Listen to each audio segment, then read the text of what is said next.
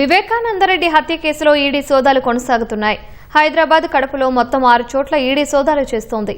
మరింత సమాచారం మా ప్రతినిధి భాస్కర్ హైదరాబాద్ కోకాపేట నుంచి ప్రత్యక్ష ప్రసారం ద్వారా అందిస్తారు.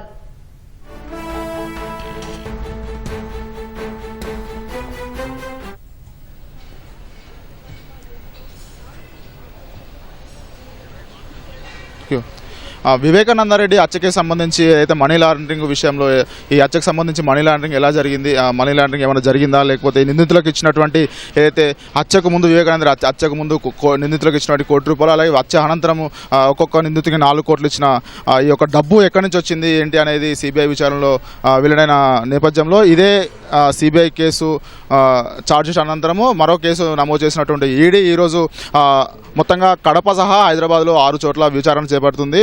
ఏదైతే కడప అవినాష్ రెడ్డి నివాసంతో సహా ఏదైతే ప్రధాన అనుచరులు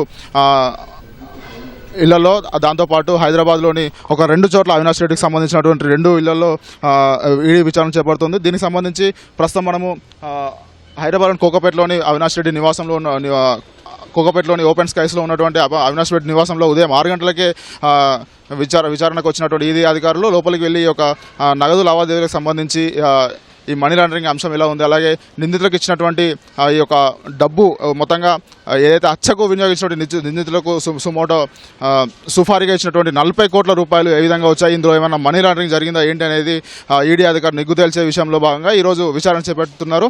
ఏదైతే ఉదయం 6 గంటల నుంచి ఈ యొక్క 6 ప్రాంతాల్లో విచారణ చేపట్టిన అధికారులు ముఖ్యంగా హైదరాబాద్లోని 2 ప్రాంతాల్లో హైదరాబాద్ జోనల్ ఈడీ అధికారులు విచారణ చేపడుతున్నారు. ఏదైతే కడపకు సంబంధించి కూడా కడపలోని అవినాష్ రెడ్డి నివాసానికి ఈడీ అధికారులు వెళ్ళగా అక్కడ ఇంటికి తాళం వేసి ఉండడంతో కొద్దిసేపు అధికారులు బయటే వేచి ఉన్నారు. అనంతరం ఏదైతే అవినాష్ రెడ్డి చిన్నాన మనోహర్ రెడ్డిని పిలిపించిన అధికారులు తాళం వేసి ఉన్న ఏదైతే ఇంటికి తాళాలు వేసి ఉన్న అనంతరం తాళాలు తీపించి ఆ ఇంట్లో కూడా సోదాలు జరుపుతున్నారు.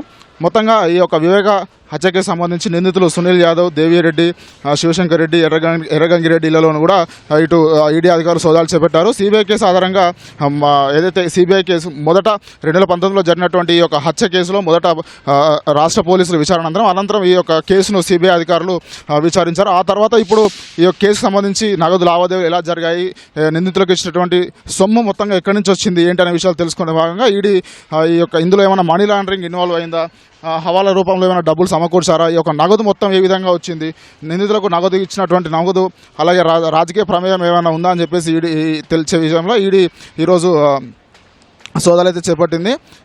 మొత్తంగా ఈ హత్యకు ముందు ఏదైతే ఇప్పటికే ఒక 7 మంది నిందితులను గుర్తించినటువంటి ఈ సిబిఐ ఈ యొక్క నిందితులకు ఇచ్చినటువంటి సొమ్ము ఎక్కడి నుంచి వచ్చింది ఏంటనేది తెలిసే ప్రయత్నం లోతుగా విచారణ చేస్తున్నారు. ముఖ్యంగా నిందితులకు